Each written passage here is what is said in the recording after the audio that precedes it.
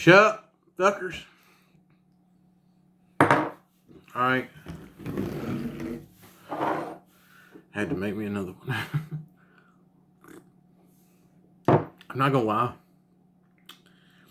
Now that I'm not so much of a soft drinker anymore, I definitely gotta get like diet or zero or whatever the hell they're called sodas for mixing. Because rum is already super sweet. And mixing it with just a straight up soda, that's pretty sweet.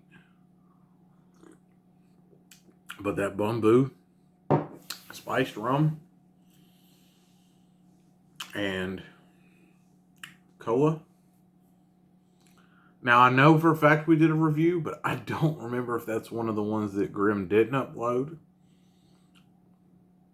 Or if he uploaded it. I haven't looked, but I'll have to look. And if he didn't upload it, I guess I'll make another review. Okay. Let's prepare my pulp.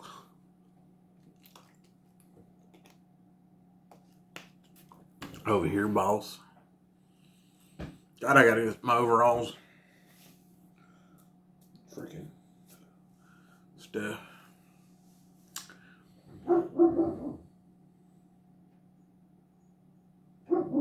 Hang on.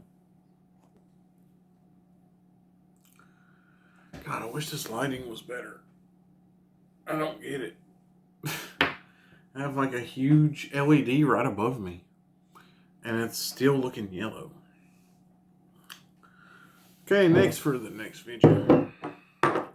As I said in the last video, we're going down Jim Beam Road. You can tell by this bottle, I've been drinking it. After I got into Jim Beam, this is a bottle that I have been looking for.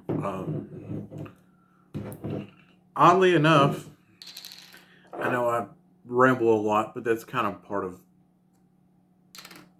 my style, I guess you'd call it. Just talking a lot. Never really shared this, but when my wife's older than me, and she was married before we got together. Yeah, she had a previous marriage when we met. And she had her tubes tied. I know this is weird, but it makes sense. You'll see. She had her tubes tied. And she had kids from her first marriage, and, you know, when you're in your first marriage and everything's going good and you're happy, you think that your life's going to be different than it ends up being, kind of thing. Well, she thought she was happy and thought she was done having kids and blah, blah, blah. Well, she ended up getting divorced, and then we met. And, of course, we get married and start a new life together, and now she's like, well, damn, I would like to have kids with you. So on our trip for her to have her tubal or whatever the hell it's called surgery, where they remove the rubber band thingy, I had this idea to get a bottle of whiskey that meant something to me, that once we finally have a kid, I was going to share. Some people share cigars, some people share whatever. I like cigars, but I can't smoke them anymore currently. And at the time I wasn't smoking cigars anyway. So that's beside the point. At the time, my two choices, because I was hanging out with a buddy that kind of helped us along our trip, helped us get back home because my wife couldn't drive. He kept recommending this. And I kept turning it down because at the time, this was years ago, I hated Jim Beam. Like I've said in a past video, I couldn't stand this because I didn't like the peanuts. And he's like, nah, dude, the Jim Beam Double Oaked is good. Get it. And I just was like, nah, I'd rather get something that, I know I like. So I ended up getting Wild Turkey 101. So that's the bottle that I got for the celebratory whatever drinks once we finally, get pregnant. point of the story is this popped up way back then, and I was like, nah, I'm good. I hate Jim Beam. Fast forward years later, I'm a fan of Jim Beam, and I've been trying to find it, and I haven't been able to find it since. Just found it like a couple weeks ago, and I've already been drinking it. So yeah, I know that was realistically irrelevant, but yeah, I've been looking for this for a while, and I finally found it. Put it this way, I turned down Heaven Hill Bottled in Bond, Jack Daniels Bottled in Bond, Cooper's Craft 100, and a bunch of other stuff for this bottle. So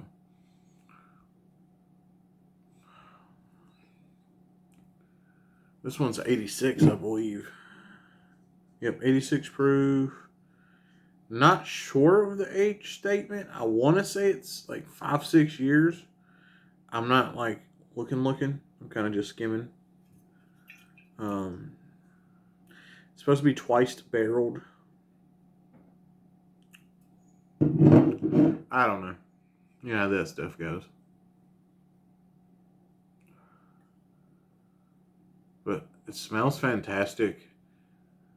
It's, from what I've understood, it's this just aged longer. Then once it's done aging, I want to say they just open up the barrel and throw fresh staves in.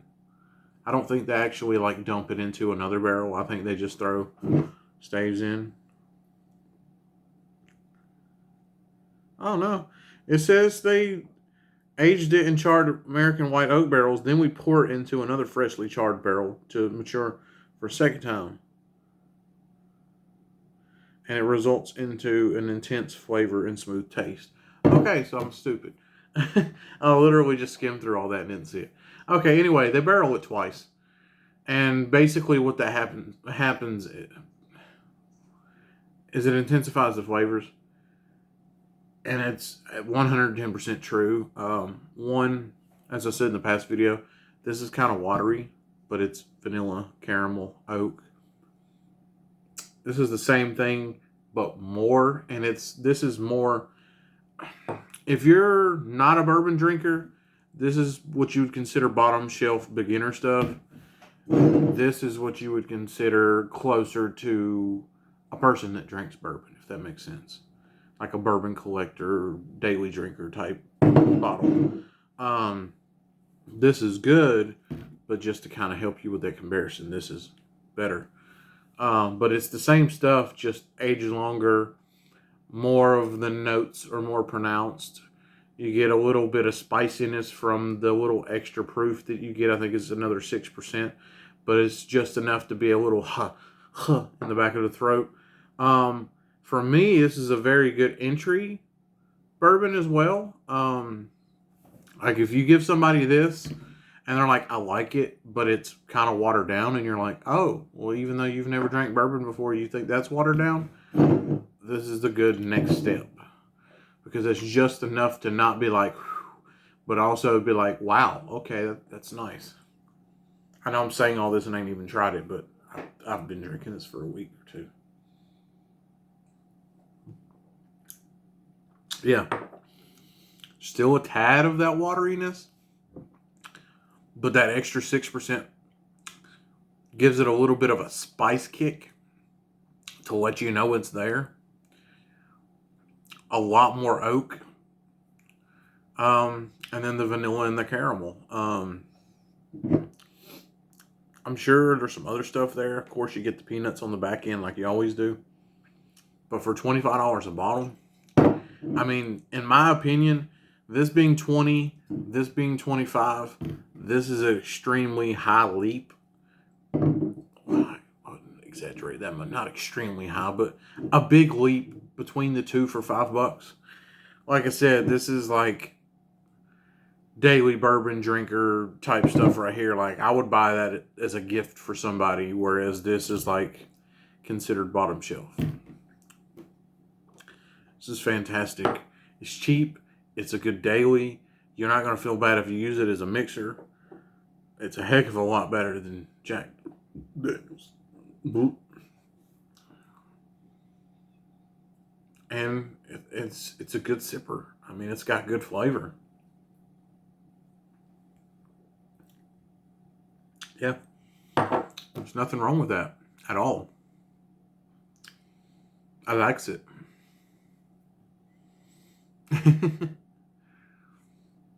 Yeah.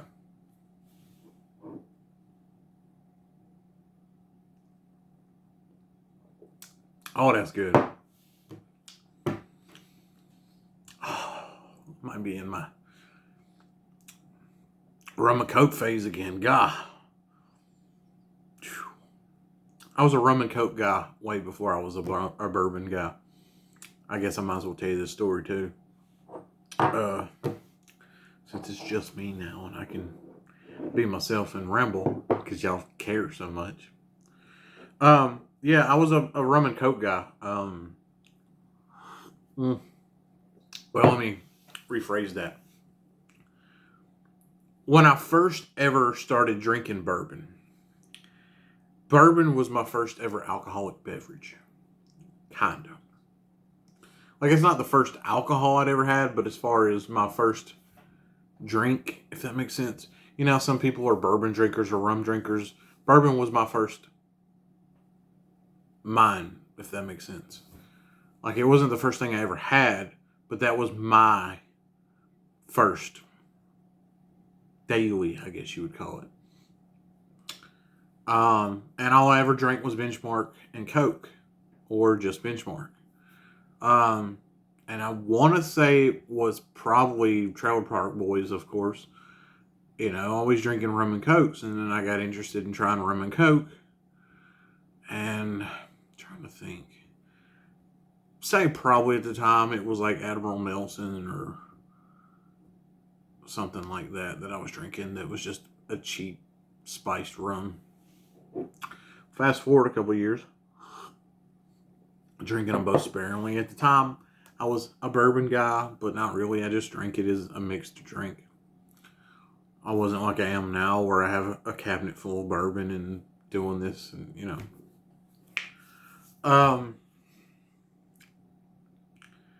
Me and the wife were doing a live feed for something I can't remember, and I just bought a bottle of Calico Jack spiced rum.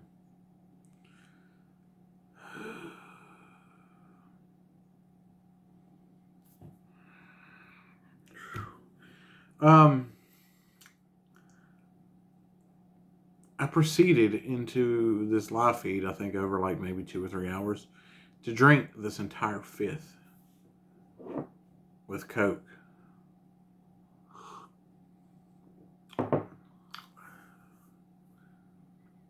The entire fifth.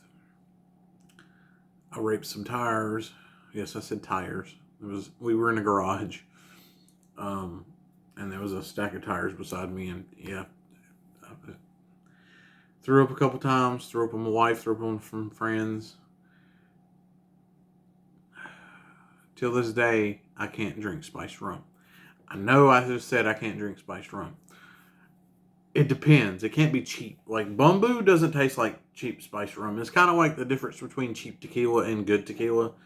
Cheap tequila tastes completely different than good tequila. I can't stomach cheap tequila. It's like salty, blue, whereas good tequila is just delicious. It's kind of like that. Like, cheap spiced rum is just different. That's why if you ever watch our videos in the past where I've done a spice rum review for Grimm and I've been gagging, that's why. Because you hear people say they got that story of something that they can't drink anymore. That's mine. Anyway, I was a spiced rum guy for years with Coke. And then I stopped. And then I kind of only focused on bourbon since then. And we did the Bumbu review, and I liked it so much because I thought it was going to taste like every other spiced rum. And it was so completely different because it's like real stuff and instead of like cheap bottom shelf crap. It's kind of like I said, it's like tequila. It's here and here, completely different things. It's budget, but it's like a different tier. And it was so completely different. The Grim was like, because usually when we do a review or did reviews, depending on what it was, me and Grim would be like, "It's is yours" or "This is mine" or something like that. And I liked it so much that even though Grim was a rum guy, he would be like, "You're keeping this one. This one's gonna go on your shelf because I know you like it and you like rum and you haven't been able to find one." So I've kept it, but I haven't really drank it. I've drank shots here and there randomly, but it's for the most part just sat. Then I got a hankering to watch my Trailer Park Boys DVDs and started craving a rum and coke randomly. Just watching Julian, I guess. Doesn't help that I have the same glass he does. Um, and all of a sudden, out of the blue, I was going to get Bacardi because that's what I usually use. I said it in the past video. But I was going to use my Bacardi that I haven't opened. Just a little thing of Bacardi. And I started looking at the Bumbu and I was like, I don't know what that would taste like as a mixer. It's like really good, but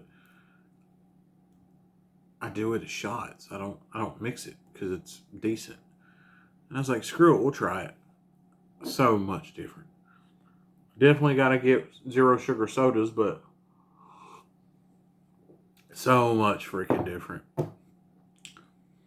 It turns it into a vanilla Coke with a little bit of bananas.